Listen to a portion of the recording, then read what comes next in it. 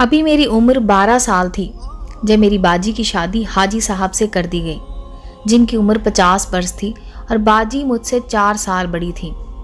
تب میرے معصوم ذہن نے اس حقیقت کو قبول کرنے سے انکار کر دیا کہ حاجی صاحب ان کے شوہر یا میرے دولہا بھائی ہیں۔ یہ وہ حاجی صاحب تھے جن کو ہم سب بہنیں چچا جان کہا کرتی تھیں۔ میرے مرحوم والد کے بچپن کے دوست اور پہلے سے شادی شدہ تھے۔ ان کے بچے بھی جوان اور شادی شدہ تھے اور بیوی کا انتقال حال ہی میں ہوا تھا۔ میرے والد کا انتقال ایک ایکسیڈنٹ میں ہوا تھا۔ وہ ٹرک چلاتے تھے، ایک شہر کا مال دوسرے شہر لے جاتے۔ میرا جوان سال بھائی بھی ان کے ساتھ ہوتا تھا۔ شومئی قسمت کہ وہ اس روز بھی ساتھ تھا، یوں دونوں ہی اس حادثے میں لقمہ اجل بن گئے۔ میری ماں کی شادی 9 عمری میں ہوئی تھی، کیونکہ ہمارے یہاں لڑکیوں کی شادیاں کم سنی میں کر دی جاتی تھیں۔ وہ بھی جوان تھیں کہ بیوہ ہو گئیں۔ بے رحم موت شوہر ہی نہیں اکلوتا بیٹا بھی لے گئی۔ ماں کے کندھوں پر 5 لڑکیوں کا بوجھ آن پڑا۔ باجی 13 برس کی تھی اور سب سے چھوٹی میری بہن صرف 1 سال کی شیر خوار معصوم تھی۔ ایسے حالات میں اپنے بھی پرائے ہو جاتے ہیں۔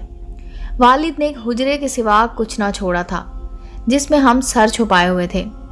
کچھ دن رشتہ داروں نے ہمدردی کی، مگر رفتہ رفتہ سبھی نے کنارہ کر لیا۔ 1-2 نے البتہ شادی کی پیشکش کی۔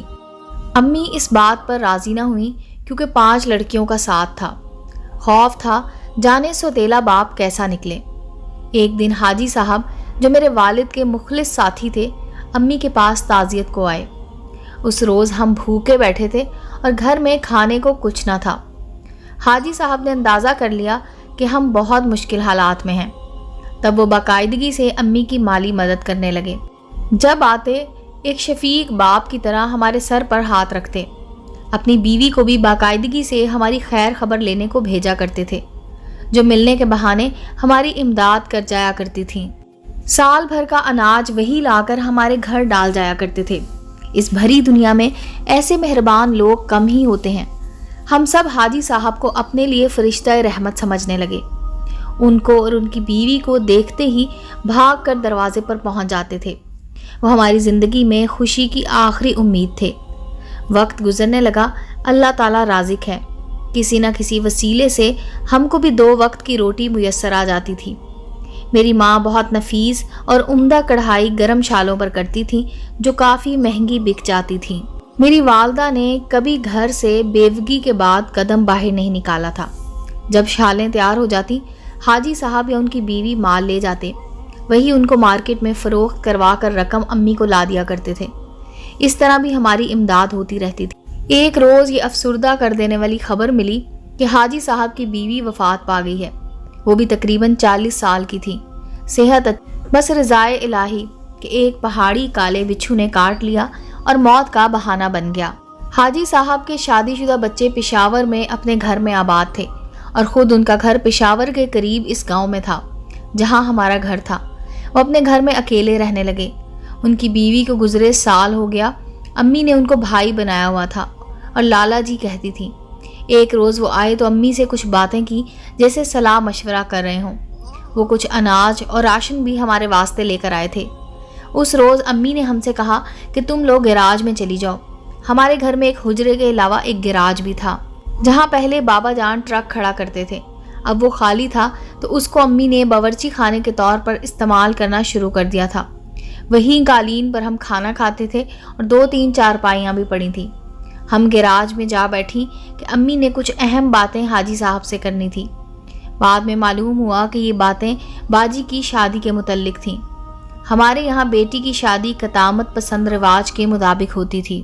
بے شک ہم امیر نہ تھے، لیکن روایات کی پابندی یہاں ہر امیر و غریب سبھی کرتے تھے کہ جہاں عورت کا تقدس قلعہ بالا حصار کی 4 دیواری سے بھی اونچا اور مسجد محبت خان کی اینٹوں سے بھی زیادہ پختہ سمجھی جاتی تھی، ہمارے یہاں عورت گھر کی 4 دیواری میں مقید، شرم و حیا کی پیکر، والدین اور اہل خاندان کے لیے وفا شعار، گھریلو فرائض بجا لانے والی باندھی ہوتی ہے۔ جب ایک لڑکی گھر سے زندگی کی نئی راہوں پر رخصت کی جاتی ہے تو پھر اس کا جنازہ ہی والدین کے گھر واپس آتا ہے۔ یہ رواج بھی قدیمی تھا کہ لڑکی کے والدین کو لڑکے والے کچھ مقررہ رقم باہم افہام و تفہیم سے ادا کرتے تھے، تبھی لڑکی کا رشتہ دیا جاتا تھا۔ لہٰذا وہ روٹ کر میکے واپس بھی نہ جا سکتی تھی۔ اس کا جینا مرنا شوہر کے گھر ہی ہوتا تھا، جہاں چاہتے لڑکی کا رشتہ کر دیتے۔ لڑکا پڑھا لکھا یا ان پڑھ ہو، ذمہ دار ہو یا مزدور، جوان ہو یا قبر میں پاؤں لٹکائے بیٹھا ہو، لڑکی اف نہیں کر سکتی تھی۔ باجی کی عمر ابھی 16 برس ہوئی تھی کہ حاجی صاحب نے میری ماں سے اس کا ہاتھ مانگ لیا۔ یہ حیران کر دینے والی بات ضرور تھی، لیکن ہمارے حالات ایسے تھے کہ میری ماں نے یہی سمجھا ایک بیٹی کی قربانی دے کر وہ 4 دوسری بیٹیوں کو محفوظ کر رہی ہے، کیونکہ حاجی صاحب مخلص آدمی تھے اور ان سے دھوکے کی امید نہیں تھی۔ باقی لڑکیوں کا فرض وہ تبھی خوش اسلوبی سے ادا کر سکتے تھے جب وہ جائز طور پر ہمارے گھر کے فرد بن جاتے۔ امی کا یہ فیصلہ تو ہمارے لیے حیرت کا باعث اور میرے نزدیک بہت ظالمانہ تھا، لیکن میری ماں کے خیال میں ان کے خاندان اور قبیلے میں اس قسم کی شادیاں اجنبے کی بات نہ تھی، اور اس پر خاندان میں کوئی اعتراض نہیں کر سکتا تھا، کیونکہ باجی کے بدلے رسم کی جو رقم حاجی صاحب ادا کرنے والے تھے وہ ہم سب کا مستقبل سنوارنے کو کافی تھی۔ میرا ذہن تاہم اس فیصلے سے سخت مضطرب تھا، کیونکہ ہمارے معصوم دماغ اس بزرگ کے متعلق ایسا کبھی سوچ بھی نہ سکتے تھے کہ وہ کبھی باجی کو بیاہ کر لے جائیں گے۔ اس وقت تک تو ہم بہنوں کا دل شدید مجروح ہوا کہ ایسا کیوں ہوا۔ جس کو ہم چچا کہتے تھے، باپ کی جگہ سمجھتے تھے، وہ ہماری معصوم بہن کا دلہا بننے آ گیا۔ بعد میں جب زندگی کی حقیقت سمجھ میں آئی تو ادراک ہو گیا کہ اماں نے کس مجبوری کے تحت یہ فیصلہ کیا تھا۔ انہوں نے ہم سب کو محفوظ کرنے کے لیے فیصلہ کیا تھا۔ باجی کا گھر ہمارے گھر سے کچھ ہی دور تھا، اس لیے کبھی کبھی میں ان کے گھر چلی جاتی تھی۔ وہاں حاجی صاحب کا ایک بھتیجا رباب خان آیا کرتا تھا، بہت خوبصورت تھا۔ میں اس کی طرف متوجہ ہو جاتی، کیونکہ اس کی خوبصورتی اور رنگ و روپ بے مثال تھا۔ اب جب میں تنہا ہوتی وہ میرے بکھرے ہوئے بالوں میں آ دھمکتا۔ ان دنوں میری عمر 15 سال تھی جب میں نے محسوس کیا کہ رباب خان بھی مجھے پسند کرنے لگا ہے۔ اس نے حاجی صاحب کو میرے رشتے کے لیے راضی کر لیا، مگر حاجی صاحب نے اس پر شرط لگا دی کہ تم رسم شادی کی رقم اکٹھی کرو تو میں وہ رقم ادا کر کے زرمینہ کو تمہاری بیوی بنا کر لے آؤں گا، چونکہ ہمارے یہاں اس رقم کا ادا کرنا لازمی تھا۔ لہٰذا رباب خان نے وعدہ کیا کہ وہ 6 ماہ کے اندر کما کر رقم کا انتظام کر دے گا، ورنہ اپنی بھیڑیں فروخت کر کے رقم پوری کر دے گا۔ رباب خان ٹرک چلاتا تھا، اس کی آمدنی زیادہ نہ تھی، پھر بھی وہ تندہی سے رات دن ٹرک چلاتا تاکہ جلد از جلد مقررہ رقم اکٹھی کر سکے۔ 6 ماہ میں بھی یہ رقم وہ جمع نہ کر سکا تو اس نے سوچا کہ مویشی فروخت کر دیتا ہوں۔ وہ بھیڑیں بیچنے کے لیے اپنے والد کو راضی کرنے لگا تو اس کے باپ نے ان کو فروخت کرنے کی اجازت نہ دی، کیونکہ رباب کا باپ چاہتا ہے کہ وہ میری بیوہ ماں کی لڑکی سے شادی نہ کرے۔ وہ اپنے خاندان کی کسی اور لڑکی سے بیٹے کی شادی کرانا چاہتا تھا۔ وہ خوشحال لوگ تھے اور اپنے کاروبار میں رباب خان کو شامل کر سکتے تھے۔ اس کے باپ نے کچھ ایسی چال چلی کہ حاجی صاحب نے اس معاملے میں قدم پیچھے ہٹا لیے اور بھتیجے کو سمجھایا کہ میں تمہارے والد سے دشمنی مول نہیں لے سکتا، ورنہ رسم کی رقم میں خود تم کو دے دیتا، لہٰذا پہلے تم اپنے باپ کو راضی کرو پھر میرے پاس آنا۔ یہ بھی بتا دیتا ہوں کہ اس دوران کوئی اور اچھا رشتہ زرمینہ کا آ گیا تو میں تمہارا زیادہ انتظار نہ کروں گا۔ تمہیں صرف 2 ماہ کی مہلت دی ہے، اس دوران تم اپنے باپ کو راضی کر سکے اور رقم پوری کر لی تو میں تمہارے ساتھ ہوں، ورنہ پھر میرا تمہارے تعاون سے وعدہ ختم ہو جائے گا۔ حاجی صاحب جیسے لوگ زبان اور وعدے کے پکے ہوتے ہیں، اس بات کو رباب خان خوب اچھی طرح جانتا تھا۔ لہٰذا جب 2 ماہ گزر گئے اور وہ باپ کو راضی نہ کر سکا اور نہ اس سے رقم لے پایا تو اس نے سمجھ لیا کہ اسے روایت سے روگردانی کرنا پڑے گی، دوسری صورت میں وہ مجھے کبھی حاصل نہ کر سکے گا۔ وہ نئے زمانے کا باغی نوجوان بن گیا، اس کی سوچ میں تبدیلی آنے لگی۔ پھر اس نے وہ قدم اٹھا لیا جس کا ہمارے لوگ سوچ بھی نہیں سکتے تھے۔ ایک روز میں نے امی کو باجی اور حاجی صاحب کے ساتھ دھیمی دھیمی گفتگو کرتے سنا۔ وہ میری شادی کے بارے میں مشورے کر رہے تھے۔ میں نے کان لگائے، وہ میرے مستقبل کی راہوں میں کانٹے بکھیرنے کی بات کر رہے تھے اور میرا بندھن ایک عمر رسیدہ میوے کے تاجر سے باندھنے کا منصوبہ بنا رہے تھے، جو حاجی صاحب کا دوست تھا۔ وہ چونکہ ایک مالدار شخص تھا، لہٰذا حاجی صاحب نے والدہ کو یہی تجویز دی کہ بیٹی کو امیر گھرانے میں بیاہ دو تاکہ آرام دہ زندگی گزار سکے اور تمہاری طرح کڑھائی کر کے محنت مشقت کی سخت زندگی بسر نہ کرے۔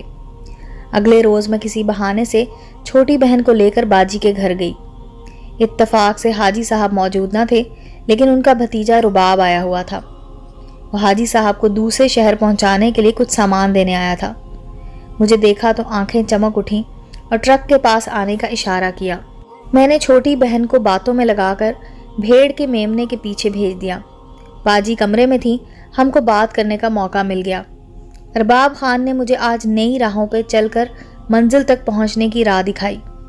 یہ نئی راہ روایت سے بغاوت اور خاندان کی غیرت کا جنازہ تھا۔ نئی رسم، نیا قانون جو انگریزوں نے ہماری قوم سے روشناس کرایا تھا۔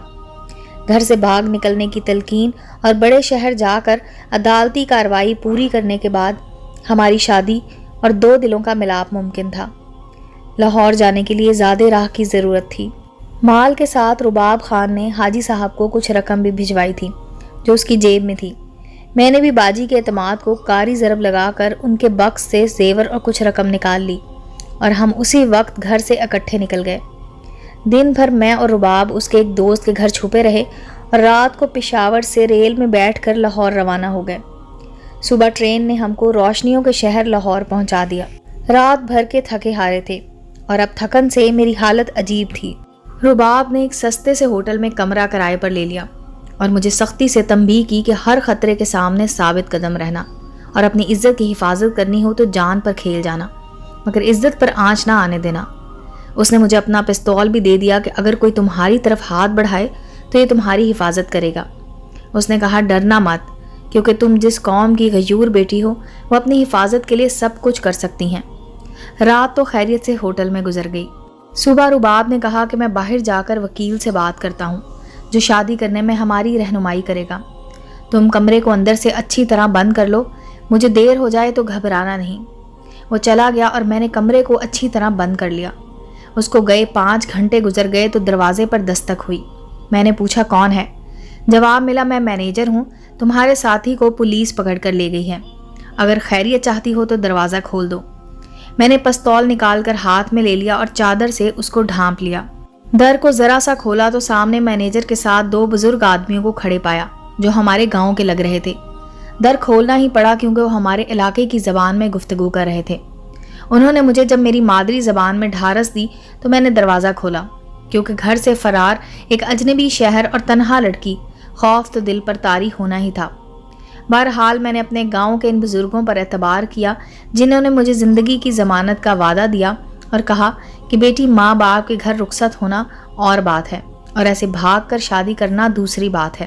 بھاگ کر شادی کرنے والی لڑکی کو قبیلے والے کبھی معاف نہیں کرتے۔ جب تم دونوں ریل میں بیٹھ رہے تھے ہم نے دیکھ لیا تھا اور پھر دوسرے ڈبے میں ہم بھی ریل میں بیٹھ گئے تھے۔ مجھے معلوم تھا رباب خان کا کیا ارادہ ہے۔ اب تمہاری بہتری اسی میں ہے کہ تم ہمارے ساتھ گھر چلو۔ ایک بزرگ رباب خان کی آمد کے انتظار میں وہاں ٹھہرا رہا اور میں دوسرے بزرگ کے ساتھ ریل پر آ گئی۔ وہ مجھے اپنے گھر لائے جہاں حاجی صاحب پہلے سے موجود تھے۔ انہوں نے اس وقت تو مجھے سمجھایا کہ تم نے جو کیا بہت برا کیا اور اب تم لوگوں کی جان بچانے کے لیے مجھے بہت بڑا تاوان دینا پڑے گا۔ بہرحال پھر بزرگوں کی میٹنگ ہوئی اور ہماری شادی طے کی گئی۔ حاجی صاحب نے رباب خان کے والد کا مطالبہ پورا کر دیا۔ انہوں نے جو رقم طلب کی ادا کی، اس نے بیٹے کو شادی کی اجازت دے دی۔ شادی کی رسم کے لیے رقم بھی حاجی صاحب نے میری والدہ کو ادا کی۔ یوں میں عزت سے اپنے گھر سے رخصت ہو کر رباب خان کے گھر آ گئی۔ تاہم سسرال والے اب بھی مجھے وہ عزت نہ دیتے تھے کہ جس کی میں حقدار تھی۔ وقت گزر گیا، میں 4 بیٹوں کی ماں بن گئی، 2 بیٹیاں ہو گئیں۔ والدہ کی وفات سے پہلے باجی نے باقی چھوٹی بہنوں کے رشتے بھی ان کی کم سنی میں اچھے گھروں میں کرا دیے تاکہ وہ آرام، سکون اور عزت کی زندگی گزاریں۔ آج میں اپنے گھر خوش ہوں، رباب کے ساتھ ایک مثالی زندگی بسر کی ہے، اور اس بات پر ہم خدا کا شکر ادا کرتے رہتے ہیں کہ وہ بزرگ جنہوں نے ہم کو دیکھا تھا ہمارے پیچھے آئے اور ہماری ایک رات کی غیر حاضری کا کسی سے ذکر نہ کیا۔ ہمارے گھر سے بھاگ کر جانے کی خبر پھیلنے سے قبل ہی انہوں نے حاجی صاحب کو آگاہ کر دیا۔ اس طرح ہم بدنامی اور موت کے منہ میں جانے سے بچ گئے، ورنہ جو قدم 40 برس قبل ہم نے نادانی میں اٹھایا تھا اس کی سزا موت سے کم نہ تھی۔ امید ہے دوستو سٹوری اچھی لگی ہوگی۔ چینل کو لائک اور سبسکرائب کریں اور بیل آئیکن کا بٹن دبانا مت بھولیں تاکہ ہر نئے آنے والی سٹوری کا نوٹیفیکیشن آپ کو مل سکے۔ ملتے ہیں اگلی سٹوری کے ساتھ۔